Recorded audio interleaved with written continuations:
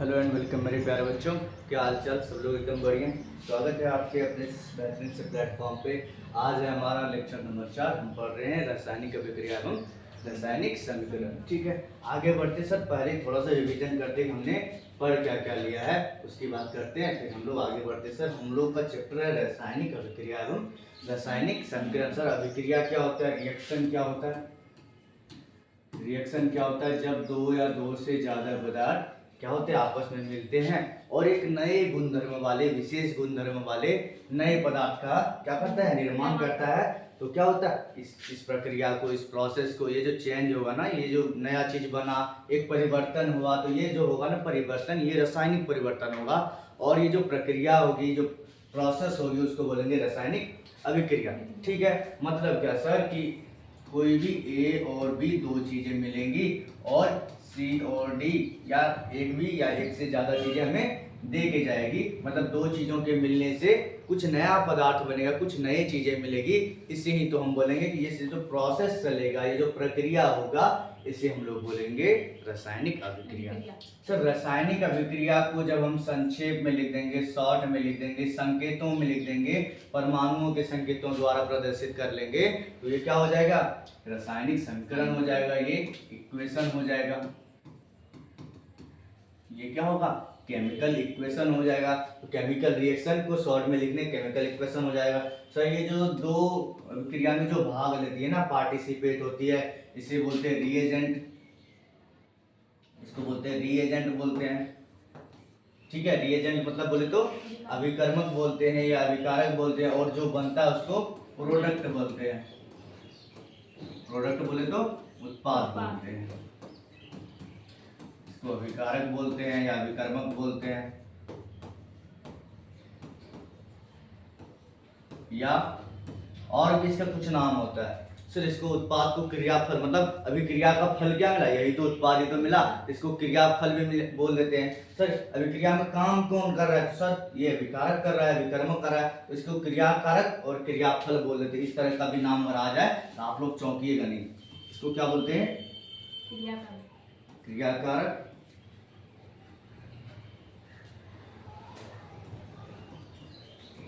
क्रिया यही कराता है, इसलिए इसको बोलते थे क्रियाकारक।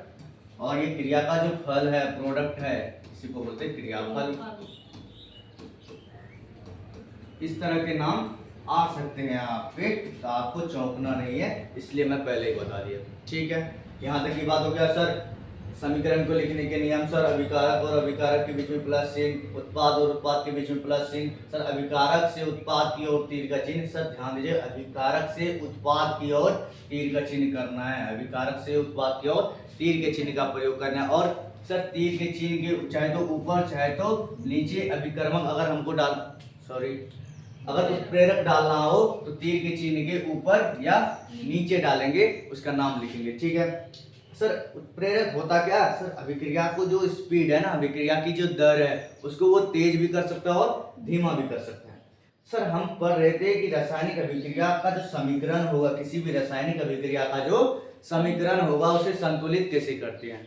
ठीक है, रासायनिक अभिक्रिया के समीकरण को संतुलित कैसे करते हैं। तो इसमें हमारे लगभग 2 क्लास जाएंगे, बहुत सारे एग्जांपल्स कर रहे हैं, क्योंकि लगभग बार यहाँ से क्वेश्चन एक ना एक आ जाता है कि निम्न अभिक्रिया को संतुलित करें। इस तरह से क्वेश्चन आप लोग को आ सकते हैं। फिर रासायनिक अभिक्रिया एक दे दिया गया, एक समीकरण तुमको दे दिया जाए और वहां के बोला जाए कि इसे संतुलित करें। ठीक है, पहला संतुलित कैसे होगा, धीरे धीरे बात करते हैं, अच्छे तरीके से आप लोग समझते जाइए। हम लोग उदाहरण देख रहे हैं, रासायनिक समीकरण को संतुलित कैसे करना है।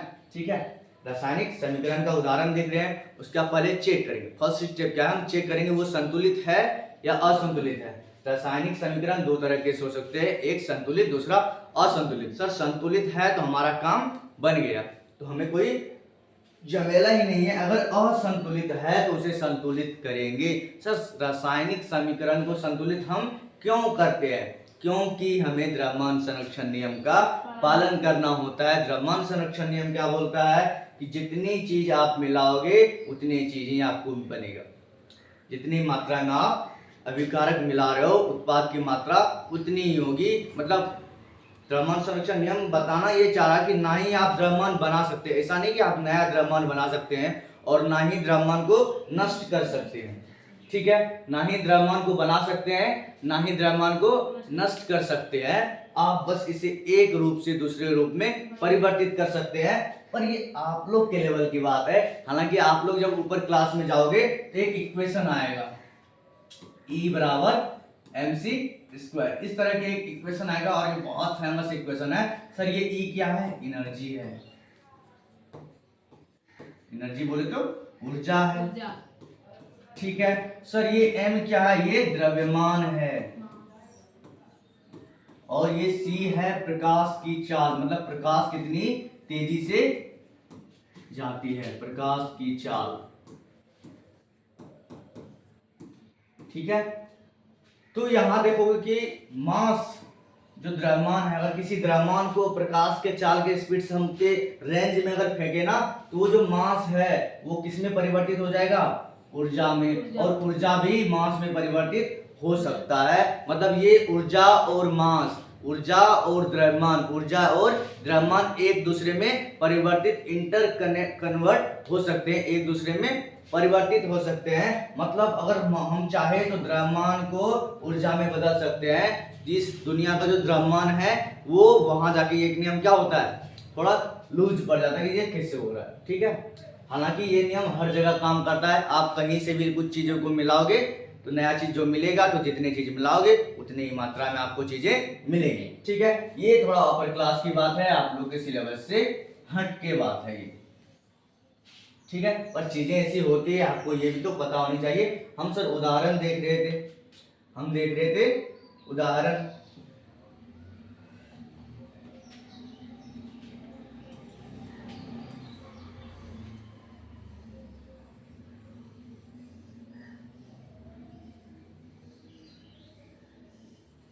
अब देखते हैं उदाहरण कि रासायनिक समीकरण, एक रासायनिक समीकरण लेते हैं।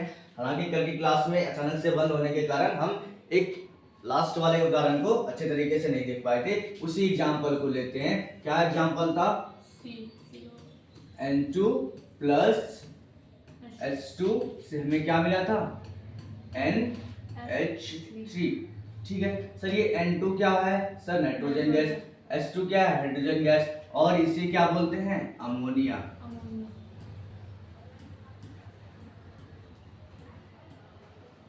इसे बोलते हैं अमोनिया। ठीक है सर, तो मतलब ये क्या है? एक रासायनिक समीकरण है। सर हमको चेक करना है रासायनिक समीकरण संतुलित है या नहीं है, रासायनिक समीकरण संतुलित है या नहीं है। सर कैसे चेक होगा? सर लेफ्ट साइड और राइट साइड, मतलब लेफ्ट साइड कहां से? तीर के लेफ्ट साइड और तीर के राइट साइड चेक करेंगे कि परमाणु की संख्या समान है या नहीं। अगर सभी परमाणु की संख्या दोनों तरफ समान हो, मतलब जितने नाइट्रोजन इस तरफ उतने नाइट्रोजन इस तरफ, जितने हाइड्रोजन इस तरफ उतने हाइड्रोजन इस तरफ, मतलब परमाणुओं की, हर परमाणु की संख्या अगर दोनों तरफ समान हो जाए तो हम कहेंगे कि ये जो रासायनिक समीकरण है ये संतुलित रासायनिक समीकरण है, ये बैलेंस्ड है। क्लियर है? ठीक है, तो मतलब ऐसे भी बोल सकते हैं कि अभिकारक में प्रत्येक परमाणु की संख्या और उत्पाद में प्रत्येक परमाणु की संख्या। इसको ये क्या है? लेफ्ट है, ये राइट है। ये लेफ्ट हैंड साइड है, ये राइट हैंड साइड है। या ऐसे भी बोल सकते हो कि अभिकारक में परमाणु की संख्या, अभिकारक में परमाणु की संख्या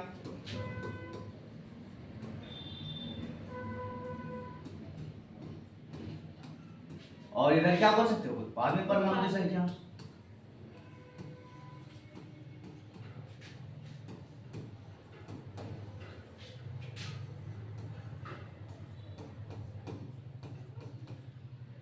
तो इस तरह की होगा।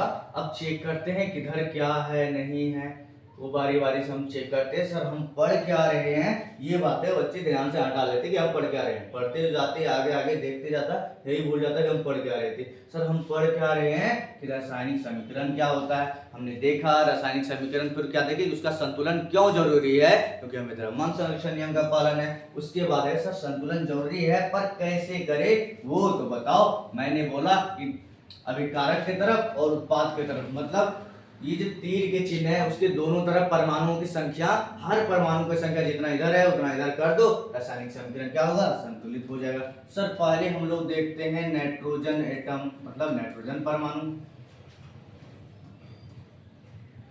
नाइट्रोजन एटम देखते हैं।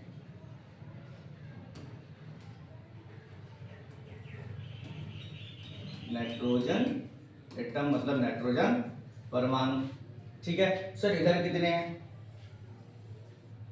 इधर नाइट्रोजन परमाणु कितने सर? 2 परमाणु है, एक अणु है उसमें 2 नाइट्रोजन के परमाणु। सर इधर एक ही है।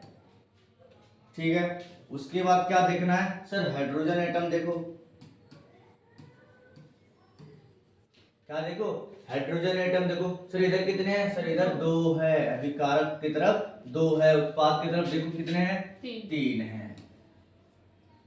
ठीक है, तो सर ऐसा क्या करे कि दोनों तरफ हो जाए इक्वल।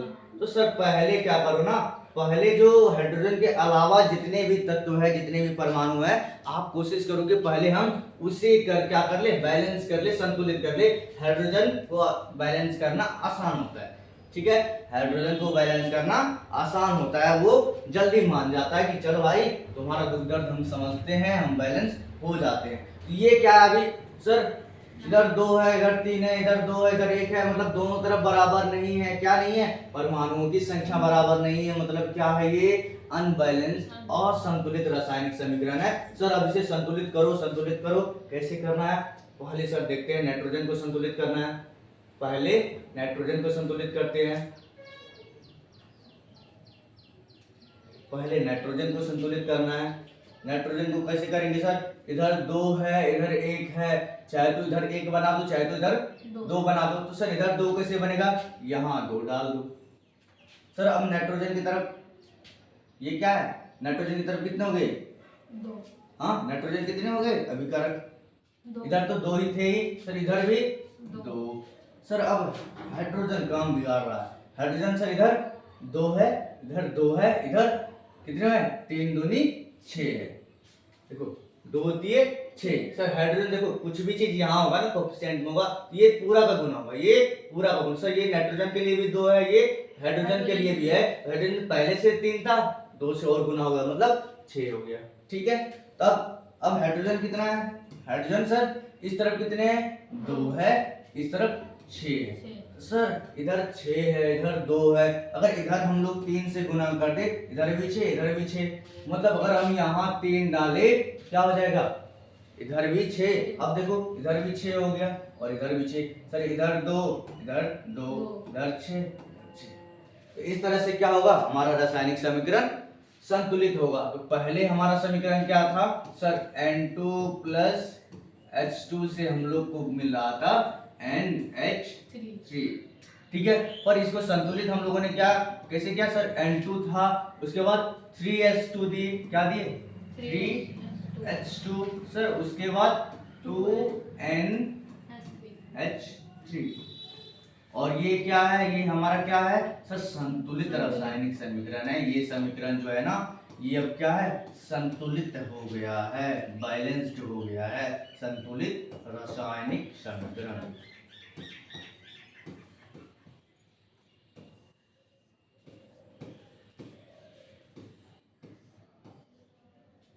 ठीक है सर, क्या क्या क्या पढ़ क्या रहे सर? रासायनिक समीकरण के बारे में हमने पढ़ रहे थे, हम लोग पढ़ रहे थे रासायनिक समीकरण के बारे में। हमने देखा कि इसे संतुलित क्यों करना है, क्योंकि द्रव्यमान संरक्षण नियम का पालन करना है। सर कैसे करना है? तो हाइड्रोजन के अलावा जिसको है उसको पहले बैलेंस करते हैं। बैलेंस का मतलब दोनों तरफ परमाणु की, हर एक परमाणु सर एक ही परमाणु को बैलेंस करना नहीं। अगर कोई भी परमाणु दोनों तरफ से बराबर नहीं हुआ, असंतुलित हुआ, तो पूरा का पूरा रासायनिक समीकरण ही क्या होगा? असंतुलित होगा। मतलब दोनों तरफ परमाणुओं की जो संख्या है उसको इक्वल करना है। ठीक है, और ये कर दिए हमने। कैसे करना है धीरे धीरे आप लोग को दिखा दिया।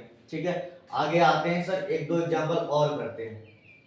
आगे आते हैं, एक आध एग्जांपल और करते हैं। सर आप लोगों ने कुछ ऐसे मिथेन वगैरह के बारे में अगर पढ़ रखी होगी पिछली क्लासों में, तो देखते ही सर क्या होता है मिथेन वगैरह। ठीक है, उससे पहले थोड़ा सा और हम लोग बेसिक बातें करते हैं। थोड़ी सी बेसिक बातें जरूरी है जो हम लोग ऑलरेडी कर चुके हैं। हमको संयोजकता वाली बातें करनी है। हम लोग पढ़ चुके कि पदार्थ क्या होता है। पदार्थ क्या होता है सर? दुनिया का कोई भी चीज जिसमें द्रव्यमान हो और वो कुछ ना कुछ आयतन को घेरे, जिसमें द्रव्यमान हो और वो आयतन को घेरे, वो क्या है? पदार्थ है। सर ये पदार्थ तीन भौतिक अवस्थाओं में हमको मिलता है। पहला ठोस, दूसरा द्रव, तीसरा gas. Solid, liquid and gas. ठीक है। और क्या सर इसमें बता क्या रहे हो? तो मैं बता रहा हूँ कि ये परमाणु था, कुछ ऐसे याद आ रहा है अगर आप लोग को कि ये जो पदार्थ है ना छोटे छोटे टुकड़ों से बना होता है, जिसे हम लोग क्या बोलते हैं? परमाणु बोलते हैं। सर ये परमाणु मिलके अणु बनाएगा। सर अणु मिलके आगे कभी तत्व और कभी यौगिक का बनाएगा। अणु मिलके कभी तत्व कभी यौगिक। सर परमाणु को बोलते हैं एटम, अणु को मॉलिक्यूल्स बोलते हैं, इसको एलिमेंट, इसको कंपाउंड। आपको थोड़े थोड़े इंग्लिश वाले नाम भी आने चाहिए, आगे दिक्कत नहीं होगी, क्योंकि आप हिंदी के नाम में कंफ्यूज करोगे। पर कंपाउंड को कंपाउंड ही अक्सर बोला जाता है, एटम को एटम ही बोला जाता है। ठीक है। पर हिंदी के नाम में कंफ्यूजन थोड़ा हो जाता है, इसलिए इंग्लिश वाले देख लेना। अगर इंग्लिश में कंफ्यूजन हो जाए तो हिंदी वाले देख लेना। तो अगर नाम ज़्यादा ज़्यादा पता रहेगा तो अच्छा रहेगा। ठीक है। कहीं भी नया नया वर्ड आते रहता है, आपको वहाँ जाके कंफ्यूजन नहीं होगी। सर बताने क्या वाले हो? मैं ये बताने वाला हूँ इसके बारे में कि सर एलिमेंट क्या होता है। अभी तक जो है ना, अभी तक हमें कितने एलिमेंट के बारे में पता है? सर हमें तत्व के बारे में क्या है, कितने तत्व के बारे में पता है सर? 118। अभी तक हमें 118 तत्व के बारे में। और सर 118 का 18 पता है? नहीं सर। सर लगभग 105 से 110 के आसपास तत्व हमें पता है अच्छी तरीके से, उसके गुणधर्म पता है। और बाकी तत्व का गुणधर्म और कुछ तो तत्व ही नहीं पता है, कुछ तत्व ही नहीं पता है और कुछ के गुणधर्म नहीं पता है। ठीक है। तो इस तरह से क्या है, हमको लगभग 105 के आस से 110 के आसपास के तत्व के अच्छे तरीके से पता है। मतलब 8-10 तत्व ऐसे हैं जिसके बारे में पता ही नहीं है। क्लियर है? तो हमको लगभग 110 के आसपास तत्व को लेकर चलना है। इतने तत्वों के बारे में हमें अच्छी तरीके से जानकारी है। ठीक है। सर उसमें से हमारे काम के पहले 20 तत्व है। ठीक है। पहले 20 तत्व में क्या सब आता है सर? हाइड्रोजन आता है, helium, lithium, beryllium, boron, carbon, nitrogen, oxygen, fluorine, neon, sodium, magnesium, aluminium, silicon, phosphorus, sulphur, chlorine, argon, potassium, calcium. ये क्या है? प्रथम 20 तत्व है। ठीक है। सर आप लोग को अगर 9th क्लास में अच्छे तरीके से पढ़े होंगे तो आप लोग को इसमें से हर एक का क्या होगा? परमाणु संख्या पता होगी। सर हर एक का परमाणु द्रव्यमान पता होगा। ठीक है। इसमें से अगर आप लोगों ने 9th क्लास के एटम्स वाले चैप्टर पढ़े होंगे, उसमें एटम्स एंड मॉलिक्यूल्स में आप लोग को इसमें कितने परमाणु होते हैं, मतलब कितने प्रोटॉन होते हैं, कितने इलेक्ट्रॉन होते हैं, कितने न्यूट्रॉन होते हैं, ये बातें आप लोग को पता होगी। फिलहाल हमारा काम क्या है कि सर ये जो तत्व है, मान के चलो हर तत्व से मैंने एक एक क्या किया? परमाणु को उठा के यहाँ डाल दिया। सर हाइड्रोजन तत्व था, उससे एक परमाणु को मैंने यहाँ डाला। सर सिलिकॉन तत्व था, उसमें से एक परमाणु को यहाँ, मतलब मैंने हर तत्व के एक एक परमाणु को यहाँ डाला। हमने हर तत्व के एक एक परमाणु को यहाँ निकाला। ठीक है। हम हालांकि ये टॉपिक हमारे पिछले क्लास में बहुत अच्छे तरीके से बताया गया है, पर हमारा यहाँ थोड़ा सा काम आएगा। इससे जो रासायनिक समीकरण है उसको कैसे पता चलेगा कि ये इतना ही बॉन्ड बनाएगा, उसी बॉन्ड की बात हम लोग करने जा रहे हैं। ये आप लोग की अभी इस चैप्टर से रिलेटेड चीजें नहीं है, पर मैं इसलिए बता रहा हूँ कि यहाँ मैं थोड़ा तरीका बदल रहा हूँ अपना। इस कारण से मैं अभी पिछले क्लास की चीजों को थोड़ा सा रिवीजन कर रहा हूँ, पिछले क्लास की चीजों को थोड़ा सा रिवीजन कर रहा हूँ, क्योंकि आप में से लगभग बच्चे क्या करते हैं 9th क्लास को स्किप कर देते हैं, मौज मस्ती में गुजार देते हैं। तो वो यहाँ पे आगे चल के यहाँ पे दिक्कत ना हो, इसलिए थोड़ा थोड़ा मैं बात कर रहा हूँ। ठीक है। जहाँ हमें जिस चीज की जरूरत पड़ेगी मैं कोशिश करूंगा वहाँ आपको वो चीज बता दी जाए। क्लियर है? सर हाइड्रोजन शब्द जितने भी तत्व थे ना, 20 तत्व, शुरुआती के 20 तत्व, उसमें से मैंने एक एक परमाणु निकाल के रख दिया। और हम लोग जानते हैं कि परमाणु जो है ना वो 3 कणों से बने होते हैं। परमाणु जो है वो 3 कणों से बने होते हैं, इलेक्ट्रॉन, प्रोटॉन और न्यूट्रॉन। इलेक्ट्रॉन, प्रोटॉन और न्यूट्रॉन। सर परमाणु सर दिखता क्या कैसा है? परमाणु एक्चुअल में दिखता कैसा है? अगर एक परमाणु का मॉडल मतलब वो दिखता कैसा है, परमाणु मॉडल की बात की जाए ना, तो जब सबसे जो अच्छा मॉडल दिया गया वो क्या था सर, कि प्रोटॉन और न्यूट्रॉन बीच में होता है, जिसको नाभिक बोलते हैं। सर परमाणु में 3 चीजें होती है ना, इलेक्ट्रॉन, प्रोटॉन और न्यूट्रॉन। प्रोटॉन और न्यूट्रॉन बीच में होता है, जिसको हम लोग नाभिक बोलते हैं। और क्या होता है सर, कक्षाएं होती है। और इसी में क्या करता है, इलेक्ट्रॉन क्या करता है, चक्कर लगाता है। ये कक्षाएं होती है, इसमें इलेक्ट्रॉन क्या करता है, चक्कर लगाता है। ठीक है सर, इतनी सी बात समझ में तो आ गई कि सर परमाणु में 3 चीजें होती है, इलेक्ट्रॉन, प्रोटॉन और न्यूट्रॉन। सर जिसमें से प्रोटॉन और न्यूट्रॉन बीच में होता है और इलेक्ट्रॉन कक्षाओं में चक्कर लगाती है। इलेक्ट्रॉन कक्षाओं में चक्कर लगाती है।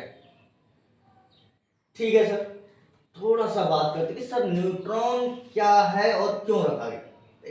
आपने 9th क्लास में जो अच्छे तरीके से भी पढ़ा होगा ना, उससे भी हमें नहीं लगता कि ये चीजें बताई गई होंगी कि सर न्यूट्रॉन का क्या काम है। और हम जानते हैं कि भगवान कोई भी चीज, जो हमारा गॉड है, अल्लाह ईश्वर जो भी है, वो कोई भी चीज फालतू का काम नहीं करता है, उसे फालतू के काम करने के टाइम नहीं है। तो यहाँ पे न्यूट्रॉन का क्या काम है, तो एक चीज और समझिए कि जो इक्वल चीजें होती है उसमें क्या होता है, प्रतिकर्षण होता है।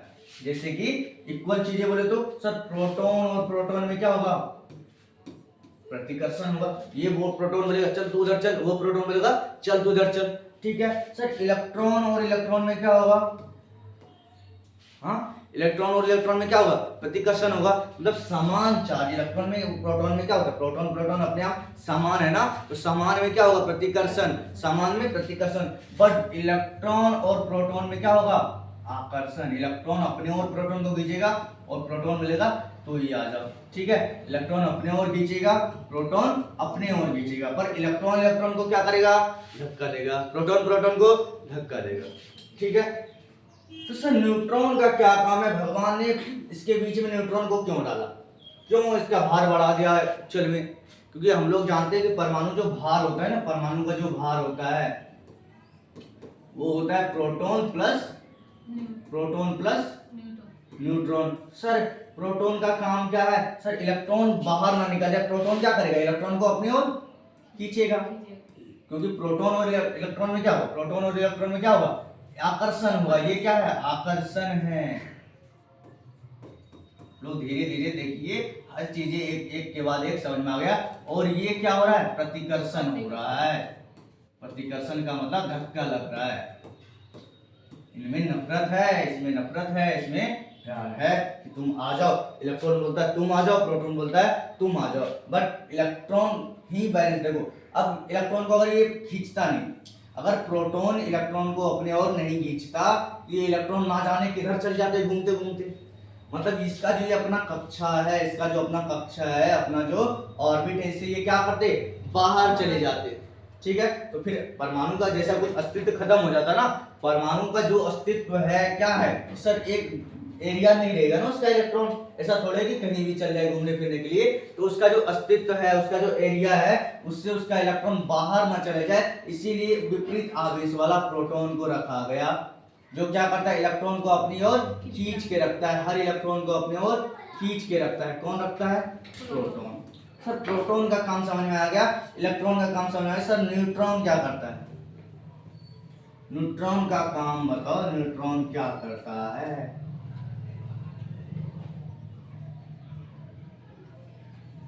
ठीक है, अब नाभिक का देखो, नाभिक ये जो बीच में है ना, ये वाला एरिया को इस तरह से हमने क्या किया, कैमरामैन फोकस करो कर दिया, तो उसको जूम करके देखा कि सर नाभिक में क्या हो रहा है। सर नाभिक में क्या होगा, प्रोटॉन प्रोटॉन, बहुत सारा प्रोटॉन होगा।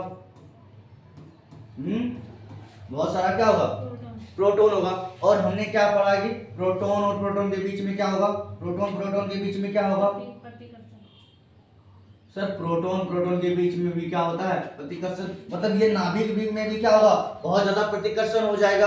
ये एक प्रोटॉन बोलेगा तुम उधर चलो, वो बोलेगा उसको तुम उधर चलो, एक दूसरे को क्या करेगा, रिपेल करेगा, धक्का देगा।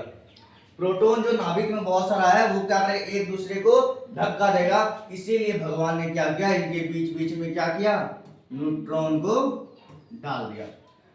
अब यहाँ एक प्रोटॉन है, यहाँ एक प्रोटॉन है, इसके बीच में अगर न्यूट्रॉन आ जाए क्या होगा, इसके बीच में थोड़ा सा रिफ्लेक्शन जो होगा ना, धक्का देगा, वो थोड़ा क्या हो जाएगा, कम हो जाएगा। प्रतिकर्षण को क्या करता है, तो न्यूट्रॉन क्या करता है, न्यूट्रॉन का काम क्या हो गया, न्यूट्रॉन का काम क्या हो गया सर, प्रोटॉन और प्रोटॉन के बीच, प्रोटॉन और प्रोटॉन के बीच का क्या करता है, बीच का प्रतिकर्षण कम करता है, प्रतिकर्षण को कम, नीचे साइन मतलब कम करता है। ठीक है, जैसे कि आप लोग घर में देखते होंगे कि दो भाई लड़ रहे हैं और पापा आगे बीच में खड़े हो गए, क्या होता है, लड़ाई थोड़ा कम हो जाता है। ऐसा नहीं कि लड़ाई छूट जाती है, खत्म हो जाती है, थोड़ा कम हो जाता है। वो जो गाली गलौज करेगा, तुम उधर चलो तुम उधर चलो, ये प्रोटॉन बोलेगा तुम उधर, तो वो चीजें क्या होगी, कम हो जाएगी। मतलब ये न्यूट्रॉन क्या है, इसको प्रतिकर्षण, प्रोटॉन और प्रोटॉन के बीच के प्रतिकर्षण को कम करता है। कौन करता है, न्यूट्रॉन। न्यूट्रॉन का काम ये है एक्चुअल में। सर ये चीज क्यों बताने लगे बीच बीच में, सर हमें जानना है कि कौन सा कितने बॉन्ड बनाता है, कौन सा तत्व या कौन सा एटॉम कितने बॉन्ड बना सकता है। क्योंकि आप देखो ना यहाँ पिछले एग्जांपल में हम चाहे तो इस टॉपिक को एकदम ऐसे ही बोल देते कि ये जैसे बनेगा बनेगा, आप लोग बैलेंस कर लो, और हो भी जाता। पर एक्चुअल में क्या होगा ना कि आगे जब पढ़ोगे चैप्टर्स कार्बन और इसके यौगिक, वहां जाके आप लोग फंस जाओगे। फिर आपको यहाँ से वही चीजें पढ़नी पड़ेगी, फिर आपको पढ़ना ही पड़ेगा कौन कितना बॉन्ड बनाएगा। तो थोड़ा अभी पढ़ लेते हैं, और जितना हमें काम है वहां अभी पढ़ लेते हैं, और आगे की चीज तो हम लोग पढ़ेंगे। यहाँ सोचो कि एन यहाँ कितने बॉन्ड बना रहा है सर, एन और एन के बीच में बन रहा है सर, यहाँ एक एन 3 हाइड्रोजन से जुड़ रहा है, एक नाइट्रोजन 3 हाइड्रोजन। सर क्या है नाइट्रोजन, नाइट्रोजन के बीच में सर यहाँ कितना बॉन्ड बन गया सर, ये नाइट्रोजन और हाइड्रोजन के बीच में कितना बॉन्ड बन गया। यही सब बातें पता करनी है सर। एक कोई भी परमाणु अधिकतर कितना बॉन्ड बना सकता है, कोई भी परमाणु मैक्सिमम कितना बॉन्ड बना सकता है।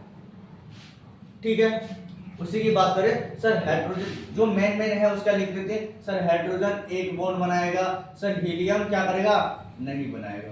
क्यों नहीं बनाएगा सर, आगे चल के आप लोग पढ़ोगे क्या, नोबेल गैस। ठीक है, इसको बोलते हैं अक्रिय तत्व। अक्रिय तत्व इस तरह की जो हीलियम हो गया, आर्गन हो गया, ठीक है, हीलियम हो गया, नियोन हो गया, आर्गन हो गया, कहां गया आर्गन, यहाँ। तो ये जो तत्व है ना, ये क्या है, अक्रिय गैस है, अक्रिय तत्व है। ठीक है, अक्रिय का मतलब जो क्रिया ना करे, अक्रिय का मतलब क्या होता है, अक्रिय मतलब जो क्रिया ना करे, जो क्रिया, क्रिया का मतलब किसी से जुड़ेगा नहीं, किसी से साथ बॉन्ड नहीं बनाएगा, जो क्रिया ना करे उसको क्या बोलते हैं, अक्रिय। ठीक है, तो ऐसे 3 तत्व हमारे पास अभी भी है, अभी मतलब इस लिस्ट में 3 तत्व है जो क्या करेगा, क्रिया नहीं करेगा। ठीक है सर, लिथियम कितना बॉन्ड बना सकता है सर, लिथियम 3, ये सर इसके बाद हम अभी नहीं करें सर। कार्बन कितना बनाएगा, 6 बनाएगा, सॉरी कार्बन कितना बनाएगा, 4 बनाएगा। कार्बन कितना बनाएगा, कार्बन 4 बनाएगा, ये 3 बनाएगा, ये 2 बनाएगा, ये 1 बनाएगा। सर क्या कर रहे हो, कैसे हमें याद होगा इतना, कैसे कैसे करोगे, अरे कुछ नहीं, सब हो जाएगा, सब हो जाएगा। आप लोग क्या करो, बस ध्यान से सुनो कि ये कैसे होगा, कैसे होगा ये अभी मैं बताऊंगा। ठीक है, थोड़ा हमें और डिटेल जाननी पड़ेगी इसके लिए सर, फिर से लिखना पड़ेगा। Hydrogen, helium, lithium, beryllium, boron, carbon, nitrogen, oxygen, fluorine, neon, sodium, magnesium, aluminium, silicon, phosphorus, sulphur, chlorine, argon, potassium, calcium. Sir इसके परमाणु संख्या बताओ, इसकी परमाणु संख्या बताओ सर।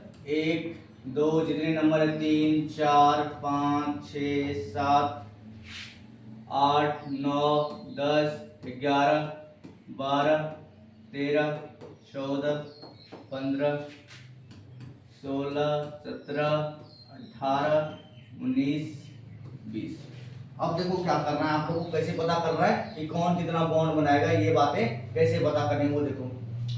सर हर कोई चाहता है कि हमारा 2 या 8 इलेक्ट्रॉन हो बाहर वाले कक्ष में, और बाहर का कक्ष क्या है, अंदर का कक्ष क्या है, ये बातें 9th क्लास की चीजें हमें अभी नहीं जानना। फिलहाल हमें इस अपने चौथे चैप्टर में बिल्कुल डिटेल बताएंगे, हालांकि हाँ आपकी 9th क्लास की, पर मैं बताऊंगा, कोई वाली दिक्कत वाली बात नहीं है। फिलहाल आप लोग सर पता कैसे करें, हर कोई चाहेगा सर हमारा 2 या 8 हो जाए, क्या हो जाए, 2 या 8 हो जाए। आप घटाओगे भी कैसे सर, ये 1 है, ये चाहेगा क्या 2 हो जाए, सर इसको 1 लेना पड़ेगा, तो मतलब ये 1 बॉन्ड बनेगा। सर ये 2 है और चाहेगा 2 हो जाए, सर 2 है और 2 है, उसको चाहिए भी 2 और 2 एक्चुअल में है ही, तो वो किसी से लेगा नहीं, लेगा नहीं देगा, मतलब ये बॉन्ड नहीं बनाएगा। अब समझ में आया ये बॉन्ड क्यों नहीं बना रहा था। सर ये 3 है ना, 3 में से 2 निकाल दो, कितना बच गया, 1 बच गया। अब ये क्या चाहेगा, क्या चाहेगा ये,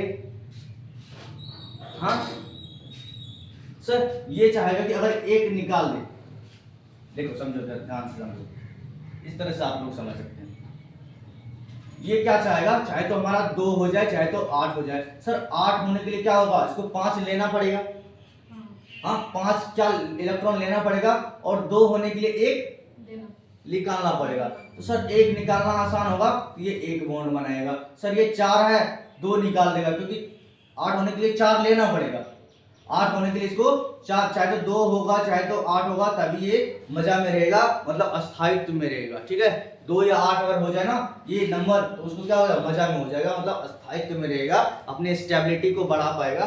सर जैसे 4 है, अब इसको कितना, अगर 2 निकाल जाए तो 2 हो जाएगा, ठीक है, तो मतलब 2 निकाल देगा, तो मतलब जितना निकालेगा या जितना लेगा वही इसका बॉन्ड है, उतना ही बॉन्ड बनाएगा। ठीक है, जितना निकालेगा, जितना चाहिए उसको, या जितना निकालना चाहिए, दोनों में जितना वो लेगा चाहे देगा, उतना ही वो क्या करेगा, बॉन्ड बनाएगा। ठीक है, सर ये 5 क्या है, ये क्या चाहेगा, सर 3 निकाल दे, तो मतलब ये कितना बॉन्ड बनाएगा, 3 बॉन्ड बनाएगा। सर ये क्या चाहेगा, सर 2 4, 2 4, सर 2 क्या 4 कैसे लिख दिए सर, हाँ देखो ना, पहले 2 लिख दिए, 8 लिखना था, 4 ही तो बचा, 6 टोटल है, पहला में 2 लिख दिए, दूसरा में कितना बच गया, 6 में से 2 इधर लिख दिए तो 4 बच गया। इस तरह से क्या हो गया, ये क्या चाहेगा, 4 कहीं से मिल जाए या 4 हमारा भी कोई ले ले, ये दोनों के लिए तैयार है, चाहे तो ये 4 ले लो चाहे तो 4 अभी कोई दे दो। सर इसका क्या है, सर 2 7 है तो 2 इधर आ गया, कितना बच गया 5, 2 इधर आ गया, कितना बच गया 5। तो सर ये क्या चाहेगा, 3 हमको मिल जाए तो हमको क्या हो जाएगा, 2 8 वाला सिस्टम हो जाएगा। अगर यहाँ 3 कोई दे दे तो क्या हो जाएगा, 2 तो है ही, सर ये 8 हो जाएगा, 3 आ गया तो 2 तो है, यहाँ कितना हो जाएगा 8 हो जाएगा, मतलब ये 3 की चाहत रखता है, ये चाहता है कि 3 क्या हो जाए, हमको मिल जाए कहीं से, तो इस तरह से क्या हो जाएगा, इसका 8 हो जाएगा। आप लोग इसके बना के लाओगे, अगर कुछ ज्यादा समझ में नहीं आया, कुछ कंफ्यूजन आएगा तो फिर कल से हम, ये क्या है आप लोग का HW है, सर कौन कितना बॉन्ड बनेगा। फिलहाल हमने इसके बॉन्ड देख लिए, बॉन्ड इतना बनाएगा, ये सब बातें देख लिए हैं, आगे की क्लास में बात करेंगे। सर ये क्या होता है, कितने कैसे कैसे, सर इसके कुछ और भी तरीके हैं क्या, जी हाँ बहुत सारे तरीके हैं, हमारे पास तरीकों की कमी नहीं है, बस आप लोग देखते रहिए और होते जाइए। ठीक है, मिलते हैं अगले क्लास, रिवीजन करते रहिएगा, तब तक के लिए